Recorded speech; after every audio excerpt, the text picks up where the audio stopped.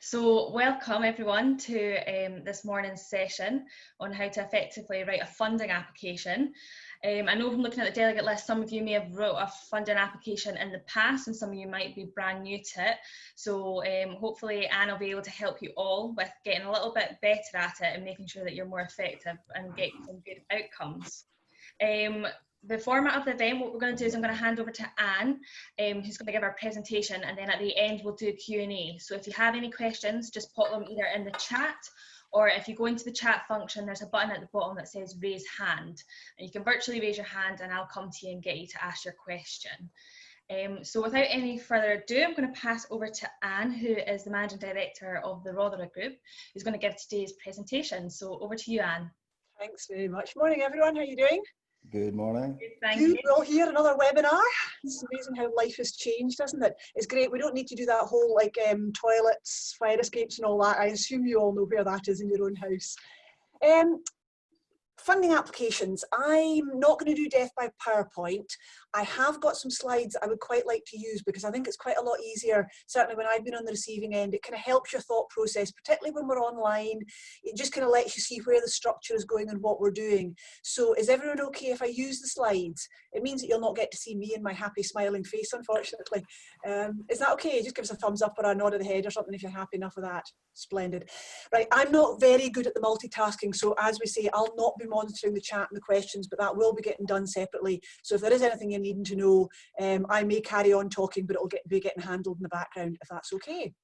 So what I'm going to do is screen share, and let's just get the right bit of screen share up. Let's just see. And so what we've got, and I always put the date on it because I think another kind of symptomatic of lockdown is trying to remember what day of the week it is. Don't know if that's just me, but yes, nodding of the head. So just for reference, I can actually still see all of you, which is quite nice. So writing effective funding applications. I've had a wee look at where you've come from. You've possibly or possibly not done the same about me. I'm not going to give you my life history. I think it's interesting, you possibly don't. The relevant bit is the fact that I set up Rotherham Group about 12, 13 years ago. I do quite a lot of work with the Chamber, so I deliver quite a lot of the Chamber's training courses. So we do technical report writing, we do bids, proposals and tenders, and I've done a few of these kind of seminars and business breakfasts and things before as well. The format this morning that I was going to use, hopefully it will be as you are expecting. So what we're looking at is effective funding applications. So having had a wee look at your backgrounds, I've got a sort of feel for sort of things I assume you're going to be doing. So it may be grants, it might be benefactors, it might be public sector, it might be sector specific, but there's lots of different sources, not as many as we would like, but there are quite a lot of different sources of money out there. And what we're really trying to do is just give you a few top tips today as to how to make the most out of that. I'm a huge believer that you should do this stuff yourself. I am not a believer in employ a consultant to write your proposals or write your funding applications. You know, my own background is engineering, so it's very practical, pragmatic. Once you've learned it, you should be able to do it yourself. So the approach today, and this is why my slides are this kind of thing, you know, it's 4 steps, here's 3 things, here's a couple of tips that hopefully you'll be able to then use and apply going forward. So what I was going to be doing is talking about 4 different areas today, which is going to be getting into the right mindset, using the right process, the content, which is probably what most of you think is the most important bit, but the other bits are they all kind of add up to it as well, and then a wee bit on making it look good. It's only half an hour or so this morning, so we're not going to be able to cover a huge amount of detail, but we will have time for Q&A afterwards. So please, you know, think about anything you want for your own specifics. I can't talk about the specifics of individual applications, but specific questions on applications that you're making, I'm quite happy to talk about, and we can either do that as the whole group, or if any of you want to narrow down afterwards, we can maybe stay on or arrange to just catch up on a phone call afterwards if necessary. So that's the sort of outlook and the plan. Items 1 to 4 are the structure that we're going to be going through. And I thought the first thing I would do is just be typical Anne, as I would call it, and just change the title. So no longer is it effective. This is about success. These things take a lot of effort. They take a lot of time. They take a lot of emotional energy sometimes. And so really what I want you to be is be successful. There's no point in writing them just for the fun of it. You know, we've got other things to do with our lives generally. So this is all about trying to make you successful, to get that award, get that grant funding, to then allow you to do whatever it is you or your business want to do. So first up is getting into the right mindset. Now, one of the things I promised was a bit of the pitfalls and the common problems that come across. I suspect you will all be fairly familiar with the common pitfalls, which are not enough time, not the right people, too much else going on, seeing it as a hassle. And so the tips here are really things that sound very obvious, but it's amazing how often people don't do the obvious things. So be positive, be upbeat. You know, when I'm talking particularly about tendering and bids, but also with funding applications, if you think you're going to lose it, you probably will. You know, that's just the way it works. So be positive, get into that positive mind frame. We've not got time to talk about the nuances of language and tone and grammar today, but I guarantee if you're in a positive frame of mind, your language and tone and grammar will be positive. If you're in a negative, annoyed, harassed, hacked off, peeved at the client or the paperwork, that tone will come out. And that's not going to make you want to sound the kind of person that somebody's going to want to invest in or award their funds to you. Working strategically kind of goes hand in hand with recognizing the importance of this work. This is a chunk of money you're going to get. You know, this is good money that you're going to get. You're not hopefully going to have to deliver now. You may have to deliver in future, but this is important stuff for your business. You know, you may have done the piece about important versus urgent, but thinking and doing strategically, allocate time out to it, really recognize where this sits alongside your other business priorities. A lot of people kind of see this stuff as a tag on, oh, it's a hassle, I need to do it, I'll squeeze it in somewhere. But getting into this mindset that, no, this is really important work, so I need to approach it in the same strategic way, planning it, resourcing it, and I'll come on to this sort of stuff, that you would anything else, is really important. Once you've done that, you will find that number one, being positive comes about as well, because you're a bit more in your comfort zone. The next bit about getting into the right mindset is this one. And it's amazing. I'm seeing quite a lot of folks smiling at this one. It's amazing. You know, we all know this is the case. You know, you can't tell what's going on in my head, which is maybe just as well sometimes.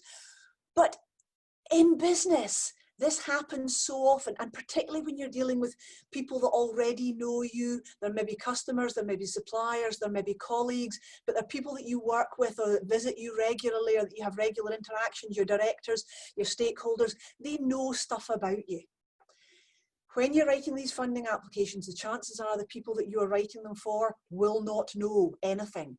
And moreover, they're not allowed to know anything about you. So even the stuff they do know about you, they've got to forget, because to make it fair and a level playing field, they've got to just base it on what is written down at the time. So telepathy is not widely used in business. It should never be used in your funding applications. If you want them to know something, tell them it. Tell them what to think.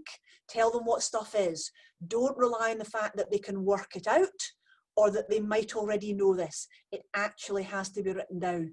And it's one of the reasons that funding applications quite often don't progress, is the basics, the fundamentals are not there. People jump too quickly to the what's going to happen, what the outcomes are, how we're going to use it, instead of maybe describing the problem, the situation, and actually spelling out where we are now and where we want to go instead. Okay? So that's section one, that's the right mindset part. The next one is about a process. Now, I did say I was an engineer, so you can imagine I do love a wee flow chart. I'm not giving you flow charts today. I thought they were too difficult to copy down when we're talking about this kind of stuff. But when it comes to having a process, just have a checklist or a list of things in your head. I'm going to go through these one at a time, but these are the things that I think you should probably have on your checklist, the things that you should be doing.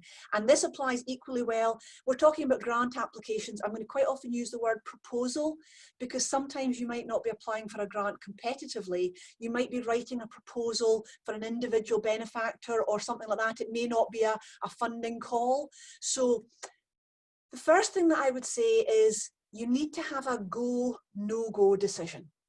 Are you actually going to go for this thing, or are you not? Sometimes it's very tempting just to kind of start writing the application because somebody's invited you or the opportunities come up. But actually think about it. Number one, always, always, always, do you meet the criteria? If you don't meet the criteria, don't bother, right? Don't bother continuing. Sometimes pick up the phone, talk to them, inquire, find out if there's ways around it, if it's an absolute do or die criteria, but don't just press on regardless thinking, it might be okay. You're wasting your own time and probably the evaluators as well. Think about other things. Think about the commitment that you're making. Can you actually follow through? Do you want it? What are the responsibilities? How does that sit in your organisation? Thinking about the ethics of it. Who is it you're applying to? Do you actually want their money? Do you want the commitments that you're going to have to make? Any Archers fans? Any Radio 4 Archers fans? Is it just me? Oh, dash it. Can't use that example. Cracking example on the world's worst but highbrow soap opera from an ethical decision where somebody's applying for grant funding, but with that comes a whole lot of shady dealing. So take a no-go or a go decision very, very early on. You don't need to start working on the opportunity immediately, but you need that clarity to then decide what we're going to come on to next. So we've got resource allocation, and we've got time management. So this is where we're talking about who is going to be doing it and when are they going to be doing it. It might be you, it might all be you, it might rely on input from other people, but as part of this planning and this working strategically, you're going to need to think about who is going to work on it, how much time do they need, what else have we got on, how am I going to fit this in, because remember, this is important work. This isn't work that just gets squeezed in somewhere else. The strategic planning part of your process is, what angle am I going to take? They're not just going to give me the money because I think I'm worth it. That money is going to come to you because you have built a good, robust case and whatever the criteria are for that. So what is your angle going to be? How are you going to, do you have the information? And this may then wind back up with resource allocation. Do you need to include other people? Do you need to source information from somewhere else? Photographs, evidence, I don't know, but you know, the whole thing needs to be come together before you actually start writing. The next stage is writing. I've not written that in because most people know to do that. So the one that people sometimes don't allocate time to is reviewing it. They sort of work and think, what's the deadline? I need to have it finished for then. But actually I have a deadline. I take a day, an hour, a week, depends on the size of it, off that deadline. And I say, that's what my deadline is, so that I've got that time for that fresh eyes, clean approach. If you can get somebody else to do that for you, it might even be a relative, right? It doesn't necessarily have to be somebody else in your organization that knows it, because bear in mind, we don't need detailed technical knowledge. We just need to understand it, because telepathy is not something that they need. So have time in there to review it. Fresh pair of eyes, you've fallen out of love with it. You can actually look at it quite objectively again and really understand and read what you've written. We need a submit phase. That's usually quite easy. It's usually press return, hit the upload button, but sometimes it's not. Sometimes you might want to get it printed. Sometimes that's going to take some time. Occasionally you might want to hand deliver it. Depending what funding sources you're going to, you may have to factor in different time zones, it going into different countries, translation, different languages. So that whole submit phase, you just have to be aware it takes time, and this is not rocket science. IT sometimes doesn't work. You probably know that. Okay, so if the submission deadline is 12 noon on Friday, don't be uploading it at 5 to 12. Just don't. You know, the stress, the panic, the it's just not the thing to do. So give yourself a reasonable amount of time so that it's there and uploaded. Emily and I were just talking before we came on about the problem with your computers upgrading first thing in the morning. You know, you turn it on and everything. So when you've got that 9 o'clock submission deadline, you turn your PC on and then nothing works. So factor in time there, plan it in, and then also plan in a wee bit of time for feedback. Just as part of your process, you've invested a lot of time, a lot of effort writing this application. Make sure that you do actually go after feedback. Now, if you win it, that's great. Hopefully you will still go for feedback. You'll still ask them, how did I do? You know, I appreciate being awarded it, but were any parts of this, you know, what swung it for us? Because that's going to give you the learning for your next application. If you don't get awarded it, yes, go after feedback, but to be honest, they're not going to be terribly interested in telling you. Generally, when you lose something, whoever's made that decision, they're quite embarrassed. They don't want to have to tell you why you've failed. So it's quite difficult. Definitely go after it. It's definitely worth spending time trying to get it, but don't be surprised if you don't necessarily get an awful lot of feedback at that stage. Okay. So that's the sort of process bit of it. If we now move on, I'm just kind of keeping an eye on my time as we go on. So if we now move on to the actual content, writing strong content, where do you start? The best place to start, I would say, is with golden rule number 1. And I say this, I said I do the Chamber of Commerce training course for business writing, and I have a set of golden rules in there. You will see this under any number of lists of what to do when it comes to writing for business, writing for other people. The reader is the most important person. It just gets said over and over again. We know that, we know we should make everything in business customer focused, we know we should think about the reader, but we forget about it. And we end up getting carried away and saying how wonderful we are, why we deserve this, why we are the best people, what we're going to do with the money, how we're going to apply it, who's going to, and that's all about us.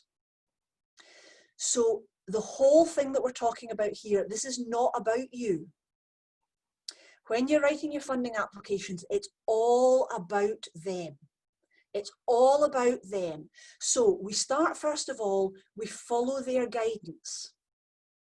Whatever they say they want is what they get. Now that might be the questions, it might be the criteria, it might be the word count, it might be the way in which they are going to evaluate it. Because with funding applications, they quite often tell you how they're going to evaluate it. Use that. I mean, I don't want to insult anybody here. I have seen funding applications, not from anybody here, but from a lot of other folk. And I'm looking at it saying, they told you they were going to score you on those 4 criteria, and you've not done those 4 things. You know, why are you surprised you didn't get it? So think about from their perspective, what have they asked for? And that's what you need to do. So you answer the questions, you answer all the questions, you answer it in the order in which they have asked it, you answer it in the context they are asking it. If you're trying to get funding from an organisation that is very, very into young people development, then guess what? All your answers should be written in the context of. So even when you're talking about health and safety, it's going to be particularly in the context of young people. So how young people absorb information, how they learn. So you're not just going to sit them down in a classroom with some dull middle-aged person talking to them about health and safety, about how great it's going to be. That's not how young people learn. So therefore, when you're talking about it, frame your questions within the context that they're going to be interested in, because they're the most important person. Also then think about their level of technical knowledge. What is their level of technology? Do they know nothing about your area, your discipline, or actually are they in your area, your sector, in which case you can afford to use language and terms, and this is where that telepathy piece, once you know who they are, you can then start to judge where you know they've got that knowledge, and okay, they can't apply it to you as an organization, but if you know they understand the concept, be it the technology, the approaches, or whatever else, then you can talk about them. If they are from some completely separate, completely independent body, you're going to have to talk to them and spell things out in a lot more detail. If you can find out who they are, that's definitely going to help. So if you've got a name, cyber stalk them. Okay, so cyber stalking them just means looking them up on LinkedIn, going into the organization, looking to see if there's an About Us page, just try and get a feel for what kind of people they are. If they are, and I'm going to stereotype again here, if they are ex-accountants, then they're going to be very interested in the financial, the value and the risk type of thing. If they are ex, and again, I'm just going to stereotype here, if they're ex-social work, they're going to be much more interested in the people, the dynamic, the human, the personality type side of it. So this is all going to help you work out what to write and what not to write, which is the bit I like. I like actually knowing. I could talk for Scotland about me and my discipline, okay? You might have guessed that by now. But tell me what you're not interested in. And that actually makes it much easier, because I would much rather tell you things that you're interested in and that you're going to want to hear and you might like, than bore you with all the dull stuff that I might find interesting, but you're not actually interested in. So this whole thing about the reader is the most important person. Okay, so it's not about you. Yes, you are going to have to describe things, but the only bits you're going to have to describe are the bits they're interested in. And hopefully this is kind of giving you an insight into how to do that better. What I would say is, as you're approaching this, try and take a step-by-step approach. A very common pitfall is to just see a question and start writing.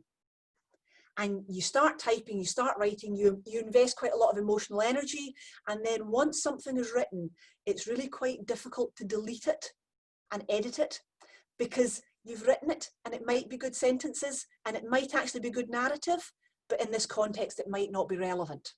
So what I would say is use this step-by-step approach, and before you start, read between the lines. So look at, I've called it a question, but look at it and say, what are the different elements? What are the different bits in this? And that could be the bigger kind of overview of the opportunity. It could be a multi-part question. It could be, tell us about this. They may have given you a paragraph. Actually split it up into the 10, 15, 24 different elements that you're going to have to address. If you can, try and decide what weighting there is. Are they going to be really interested in this bit and only a little bit interested in this bit? If that's the case, write a lot about the first bit and only a little bit about the second bit. Okay, so try and get that feel from their perspective before you start thinking about what you're going to write. And then come on to the bit that says, I could write lots about me, but actually this is not about me. So if I was them, if I was sitting in their shoes, what would they want? What would they want to know? And also, what would be worrying them? For some readers, they're fine with all the good stuff, but actually that they know that there's a real issue. There's a real problem. Let's go back to the young people example. There's a real issue engaging young people that have maybe exited from the school system. So they know that. So how are you going to address the difficult bits? Don't just make it all about the good stuff. Make sure you address the difficult bits in there as well, because that's what's going to really give them confidence that you know what you're talking about and this investment is going to be used wisely. With that in mind, evidence everything. Think prove it. That's always my kind of watchword. I've got this prove it mantra. So they're not just going to believe you. You actually need to demonstrate to them in some way. So if you can use numbers, dates, references, percentages, examples, quotes. So rather than just saying this is a big issue, well, this is a significant issue, or this is a big issue. The facts are that in 2008, it was only at 5%. That's suddenly got some guts. Now, you don't have to reference where you've got your numbers from. Usually in funding applications, the fact that you're signing your name to it means that it is credible. You can cross-reference reports if you want to. So the study by the so-and-so shows that this is a significant issue in my sector, or that there is a research has shown, or if it's from certain funding bodies, you can sometimes quote their own reports, and that can be quite a powerful one. Or you can quote somebody from their organisation that has said something in the past, or a high-profile figure. So you can maybe quote a politician, or you can maybe quote a trade leader or an industry leader, and that will just give it a bit more credibility as well. Okay. So that was all about third section, which was the strong content.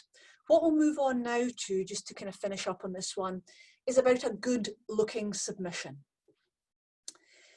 Good looking submissions are really important. Now, you don't need to invest in graphic design. If it's worthy of it and if it merits it, then yes, it might be worth, but don't think you have to. What we're really looking for here, first and foremost, is something that is easy to read. We want something that when the evaluator picks it up, they look at it and they go, okay, I can read this. What we don't want them to do is pick it up and for their shoulders to go down, their heart to sink, and for them to go, I need a cup of coffee. Okay. So it's such an easy one to do. What we're trying to do is get them in a good frame of mind so that they read your submission in a positive frame of mind. And so that first impression should be easy to read. If they've given you a word count, that's fine, you stick to it, but give them lots of white space. Space it out. Make it easy to read. Lots of sentences, paragraphs, short sentences, short paragraphs. Put in subheadings. That's kind of mental signposting. So lots of subheadings that tell them where they're going next. Make sure there's no technical language that they wouldn't understand. Make sure there's no sort of speed bumps, so no big fancy words that they wouldn't maybe, because again, we don't know who our evaluators are. You might have words that you really like, but actually we reckon that you should write it for about a 12-year-old. So language, sentence structure should be about a 12-year-old. Content can be a lot more detailed than that, but readability, they're going to be skim reading it first time through, so try and make it easy to read. If possible, illustrate it. Now, illustrate it can be as simple as a pie chart, you know, a round circular graph with the sections. It could be a photograph. Photographs work really, really well because it brings the human element back into things. It could be a flow chart. I mentioned them earlier. It could be just a very simple bar chart. I reckon you can make pretty much most things in PowerPoint. So you make them in PowerPoint. I don't know what your skills are like in Microsoft, but you work things in PowerPoint and you then save it and can move it into a Word document fairly easily. Obviously, if you've got access to more advanced software or you have graphic design, that is brilliant. Don't feel you need to. You can make these things really streamlined and cohesive in fairly straightforward ways. The last one on here is this should be structured for them. Now, first and foremost, that means according to their requirements. So whatever they have said is the way you need to structure it, you need to structure it. Sometimes it doesn't make sense. Sometimes they ask for lots of different things in lots of different places and it just doesn't make sense. Doesn't matter. Do what they've asked. Okay. If they haven't given you a structure, so if they haven't maybe given you specific questions in specific orders, then what I would be trying to do is always structure it as a document. So some sort of an executive summary up front, which has really got the best bits. And for funding applications, the best bit is usually the impact. What impact? What is the difference that this money is going to make? And that impact is in terms of their objectives, golden rule number 1. So it's not the impact as, you know, this is going to allow me to grow my business. They probably don't care about that. The impact is in terms of their objectives and what it means. So that would normally go in an exec summary. I would normally then have just even if it's only a small document, even if it's only 4 or 5 pages, I would still do a little table of contents because that lets them see what the different sections are.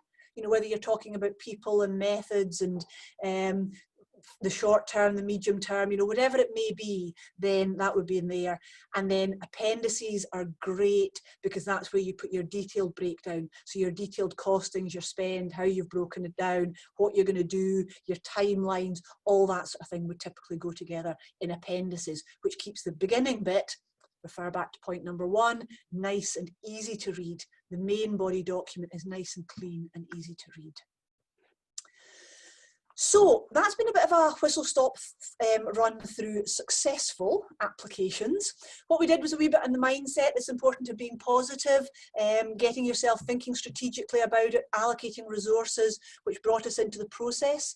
Critical bits being the go, no go, working strategically, and then once you've submitted it, you've got the review, and then you've got the wee bit of follow-up afterwards. Content, I'm only going to say the reader is the most important person, and then just making sure it's presentable as well. So hopefully that's been useful. I'm just going to point out here, because it's on screen just now, I've got quite a lot of resources available. Funding applications is not my expertise insofar as I don't write them for people, but the good practice that falls behind it, there's quite a lot, and I've got top tips, I've got blogs, I've got various stuff on the website and on LinkedIn, so please feel free, connect with me there and just download, use any of the resources that you can to kind of help you with your applications. So if I then click back out to that, how are we doing? Fab, thank you so much, Anne. Does anyone have any questions to start off with?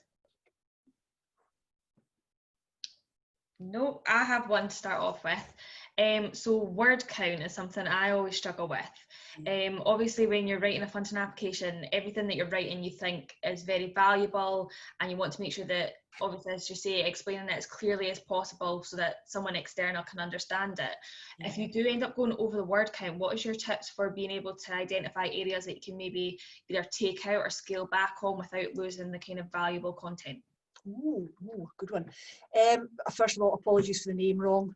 I've got my presenter's brain on. Yeah, sorry about that. Like telepathy, and I'm like, I didn't even introduce myself. My name's Rebecca. I'm from the Chamber, everybody. In case I just assumed that you would know that. So telepathy does not work. That's all right. That's good. Yes, word count. Word count. I actually like having a word count because you know what the expectations are. The problem is when somebody says, tell me about your organisation, I can't tell if you're looking bored through a document. You know, if somebody says that to you face to face, you kind of get that verbal feedback, you kind of get the body language, you know if they're getting fed up or bored, and so you know how much to tell them. When I'm writing it down, I don't know whether you want like 3 lines or you want 6 pages. So I like having that word count. It is a challenge though, particularly when it's quite short. What I would say is there are different ways around it. Diagrams and illustrations are brilliant, partly because it takes the words and puts them into a diagram. So you usually cut out a lot of just the words there, and you can also then cross-reference to an appendix, and appendices are not normally counted. So if you're allowed to put an attachment in, that's a great way of doing it. So either condensing it down or putting it into a diagram and then cross-referencing into an appendix at the back. When you use a diagram, if you save it as a JPEG, it doesn't get counted as a word count. So it's a wee bit sneaky, but it's quite useful at times. Don't kick the backside out of it, to use that great phrase, but if you're really struggling for word count, put things inside a JPEG. So for example, a table. If you put words into a table and save it as a JPEG, it won't be counted in a word count. Okay, so that's another way of doing it. Thereafter, when it actually comes to the content, assuming we've now got words that we need, we've got paragraphs and sentences that we need to have, my first port of call is, can I turn any of them into bullet points? Because bullet points are good because you can lose big parts of sentences. You don't need the English, you don't need all the thes and the ands and things in there. So that can be quite useful. The other thing to do is be absolutely ruthless. Look at it and say, is this about me? Or is this about them? What does this mean to them? Does this hit their objectives? Is this saying what I want it to say? Or am I a bit waffly? And as soon as you think I'm using superlatives, I'm saying something twice, then just be absolutely ruthless. If you find you've gone way overboard, so say you've ended up with something, or you've maybe got another document from somewhere else that you're trying to fit in, and it's 1,000 words and you're trying to get 200, I would not try and edit the 1,000-word document. What I would do is start with a sheet of paper and just write down, what do I need to say? And then once I've got maybe about 40 or 50 words of what I need to say, I would then go to the 1,000-word document and try and pull across from there. Because actually editing 1,000 down to 200 is really, really tough. So hopefully that's helpful. So the good answer should be absolutely ruthless and make it all about them. But hoping you've already done that, the others are kind of tips of ways to kind of work around the system a wee bit. Sorry, what I should go is never, ever, ever put it in with extra words. If they've said 200, do not ever go over 200. Because the first thing that you've said to them is, I don't care about your rules. And that's not a good thing. That's not a good message to convey to them right at the outset. So if they have set that word count, you're doing the right thing, no matter how hard it might be, but you're doing the right thing to try and squish it into the right size space. Fab, thank you, Anne. Does anyone have any other questions? Yes, Alan? In some of the funding applications that I've looked at, the majority don't actually say who it is that will be reviewing the applications. I've only seen one or two that actually named the board that would be reviewing the papers. Do you just have to accept that, or can you actually ask who are on the board? I would ask. Unless they tell me I can't do something, then I usually go on the basis of, if it's going to benefit me in my application or my proposal, I would ask. Now, I would ask in a way in which there's an apparent benefit to them. So what I would probably do in that case is say, look, can I just, you're SS Explorer, aren't you? Yeah. Right, great. So fantastic. And that's where you can be quite animated about it, quite excited about it, and you use the sort of phrase that I would say, look, I am so excited, I've got so much to tell you, but I want to make sure I'm telling you the right things, because I know that you might not be quite as excited as I am about this. So can I just ask what kind of people are going to be reading this, so that I make sure I match my technical language to what you're looking for? So that kind of gives them a reason to then start talking back to you. If you can do that by phone, it's really good, because it also helps set up just a wee personal link in there as well. Your name's then there, it's maybe been written in somebody's notepad. So I would definitely, the worst that they're going to do is say to you, sorry, I can't tell you. In which case you're no worse off. They might also issue an update and tell everybody who's going to be evaluating it, but to be honest, you're still no worse off, and I think you're probably better for having had made the personal contact. So yeah, I would ask. Excellent, thanks. Perfect, thank you, Alan. Does anyone else have any other questions for Anne? No? Oh, yeah, Sean, on you go.